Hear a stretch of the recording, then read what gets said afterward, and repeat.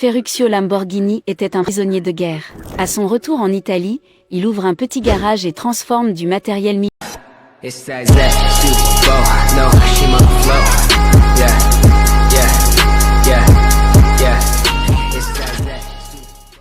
Ferruccio Lamborghini était un prisonnier de guerre. À son retour en Italie, il ouvre un petit garage et transforme du matériel militaire en tracteurs agricoles. Cette entreprise opportune a fait de lui un millionnaire, puis l'inventeur de la voiture de sport de luxe qui fait le plus parler d'elle, Lamborghini.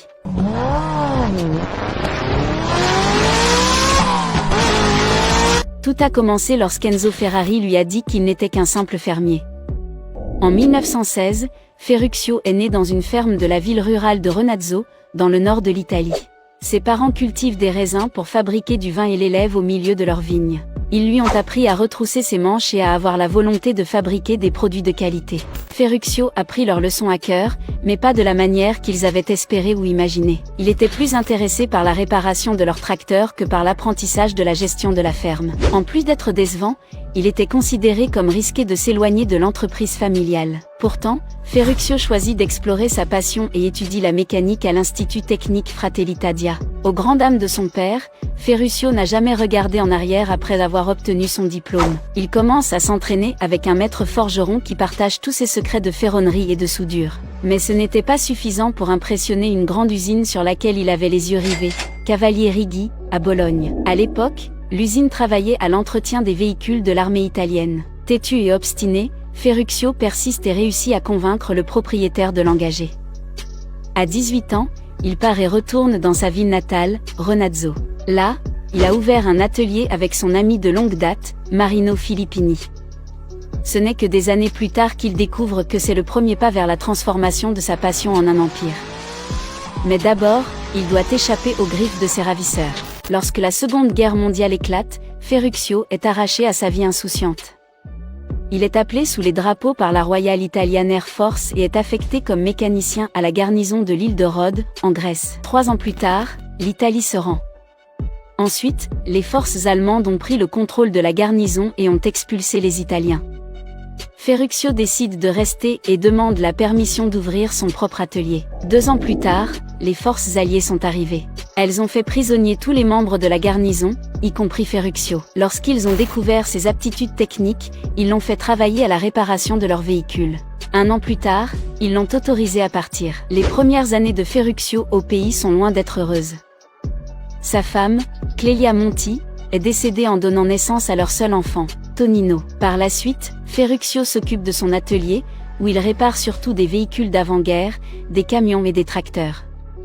Mais un jour, il reçoit une demande urgente de son père qui change le cours de sa vie. « J'ai besoin d'un nouveau tracteur », demande le père de Ferruccio. C'est alors que Ferruccio a été frappé par une prise de conscience. L'Italie avait désespérément besoin d'augmenter sa production agricole pour se remettre de la guerre. Mais elle avait besoin de meilleurs équipements pour y parvenir. Fort de son expérience des véhicules des Alliés et de l'Axe, Ferruccio achète des restes d'équipements militaires et les utilise pour fabriquer de nouveaux tracteurs.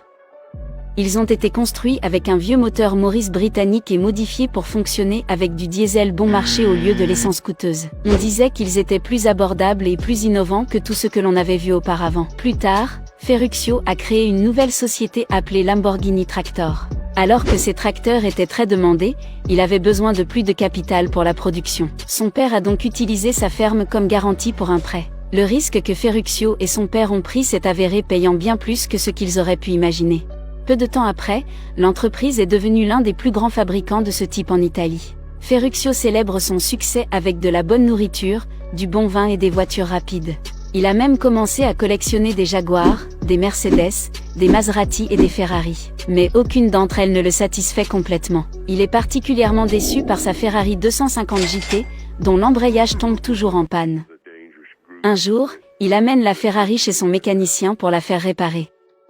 Ferruccio découvre que l'embrayage est identique à celui d'un de ses tracteurs. Cela ne lui convient pas, car il a payé 10 € pour l'embrayage utilisé par son tracteur et a payé Ferrari 1000 € pour la même pièce. Plus tard, il décide de parler à Enzo Ferrari des imperfections qu'il trouve dans ses voitures. En plus des embrayages nécessitant de fréquentes réparations, elles étaient considérées comme trop bruyantes et rugueuses sur la route. Enzo a balayé Ferruccio et a insisté sur le fait que le problème ne venait pas de la voiture mais de lui. Vous êtes un conducteur de tracteur, un agriculteur. Vous ne devriez pas vous plaindre de mes voitures. Ce sont les meilleures du monde. Oui, je suis un fermier, mais je vais vous montrer comment une voiture de sport doit être.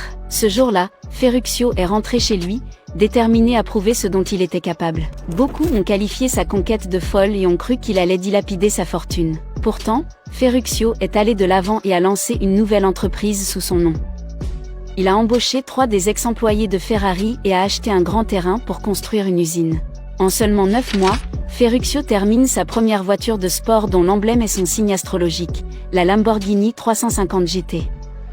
Considérée comme un chef-d'œuvre technique, elle comprenait un moteur V12, une transmission à 5 vitesses, des freins à disque aux 4 roues et une suspension indépendante aux 4 roues. Elle est dévoilée pour la première fois au Salon de l'Automobile de Turin et est encensée par les clients et les critiques. Ferruccio a prouvé à Enzo et à ses sceptiques qu'il n'était pas seulement un agriculteur mais aussi un génie mécanique capable de construire des voitures supérieures. C'était une voiture sophistiquée qui avait beaucoup de classe et qui était facile à utiliser. Au cours des années suivantes, les entreprises de tracteurs et de voitures de sport de Ferruccio ont prospéré. Lorsqu'il s'agit de concevoir de nouveaux modèles, Ferruccio donne à ses ingénieurs la liberté d'expérimenter. Ce style de leadership a conduit son équipe à construire la 400 GT et un projet secret, la Miura P400. Cette dernière a été conçue comme une voiture de course et a été la première de l'histoire à être construite avec un moteur central arrière. Le projet était gardé secret par Ferruccio, qui était contre l'idée de construire des voitures de course. Plusieurs années auparavant, il avait participé à une course prestigieuse et s'était écrasé sur le côté d'un restaurant. Quand Ferruccio l'a appris, il a décidé de ne pas abandonner l'idée. Cela s'est avéré être l'une des meilleures décisions qu'il ait jamais prises. La Miura est devenue la première supercar du monde, et son moteur central arrière est devenu la norme pour toutes les voitures haute performance. À partir de ce moment-là, Lamborghini Trattori a continué sur sa lancée et a lancé d'autres modèles célèbres, l'Espada, l'Islero, la Jarama, l'Huraco et la Countach. On disait de ces modèles qu'ils étaient supérieurs aux autres voitures de sport car ils n'utilisaient pas de pièces détachées, et on disait de la Countach qu'elle était la voiture la plus commentée de l'histoire. Malheureusement, le succès de Ferruccio s'est arrêté après avoir fait face à une série d'événements indépendants de sa volonté. Un contrat pour fournir 5000 tracteurs à la Bolivie a été annulé après un coup d'État dans le pays. Cette perte a contraint Ferruccio à vendre sa société de tracteurs et 51% de ses parts dans Automobili Lamborghini. Plus tard, le marché boursier mondial a connu une chute spectaculaire et l'OPEP a décrété un embargo sur le pétrole. Cela a entraîné une hausse des prix du carburant et a plongé l'industrie automobile dans une crise.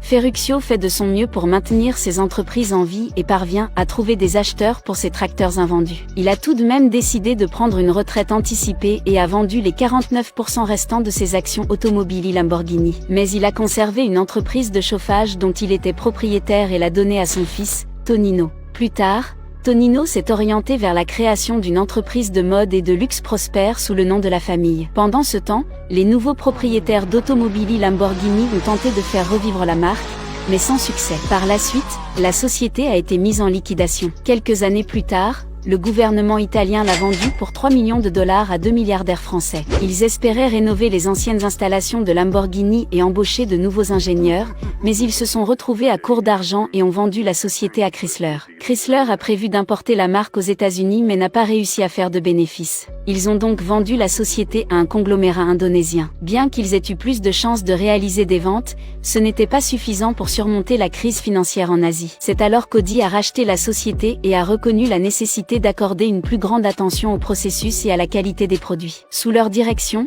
Lamborghini a pu relever les défis du XXIe siècle et reprendre sa place sur le marché. Avec la sortie de la Gallardo, de la Huracan et du concept de SUV Urus, les ventes ont bondi dans le monde entier, notamment aux États-Unis.